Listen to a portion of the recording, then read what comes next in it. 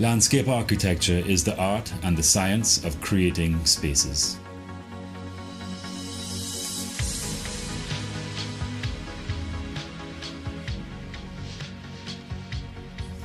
My inspiration started with my geography teacher at the Lodge School, where she showed me the connection between people and places, culture and nature and the environment. And then as I got older, my mom, who was an artist, worked in paper, like in a sculptural form, introduced me to Osamu Noguchi, Japanese-American sculptor, who created, very iconic environments through the use of sculpture and space. That led on to Roberto Burle Marx, the most famous tropical landscape architect in the world. He was famous for his grand gardens. He also created Copacabana Beachscape.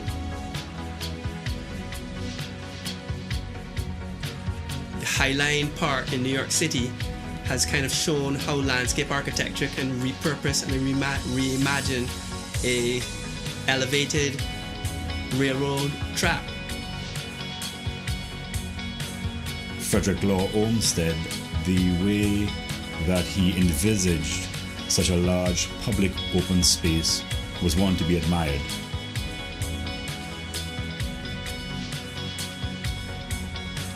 Inspiration comes from something as simple as a walk on the beach, or a drive in the car, or traveling to foreign spaces.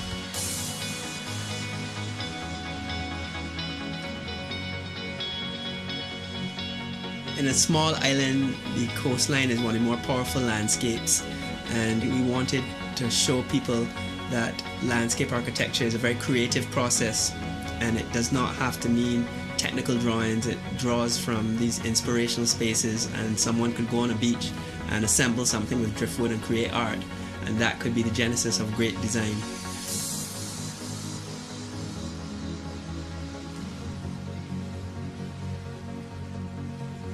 At the end of the day, we also do agree that nature becomes the greatest inspiration in terms of landscape design and architecture.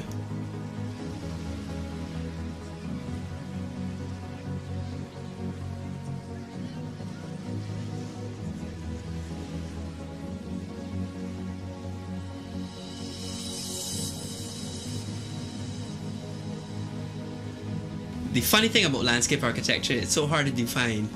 There's this ambiguous nature about it, and I think we find that is the beauty of landscape architecture, because it allows us to engage in creativity in many different ways. We design parks, we design plazas, we design streets, we design gardens and resorts. We can write about environmental affairs. The range of things we do are so vast, and that's the beauty of landscape architecture. Ultimately, everything outside that building envelope is what we pride ourselves in being able to do. It could be something as simple as a pool design, pedestrian walkways to traverse from one space to another, down to the irrigation to ambient lighting.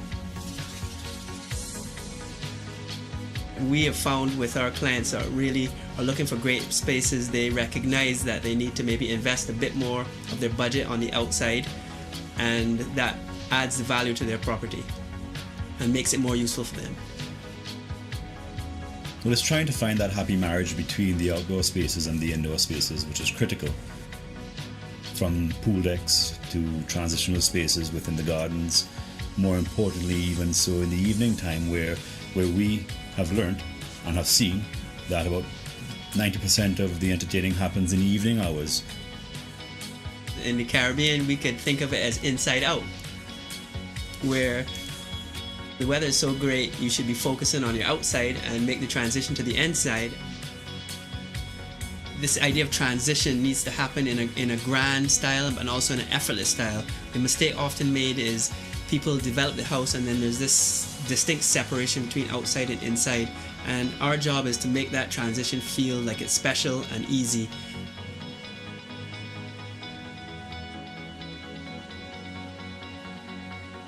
The thing about landscape architecture is that it brings to bear all the elements, physical elements, the environmental elements, and creates a space that is distinctive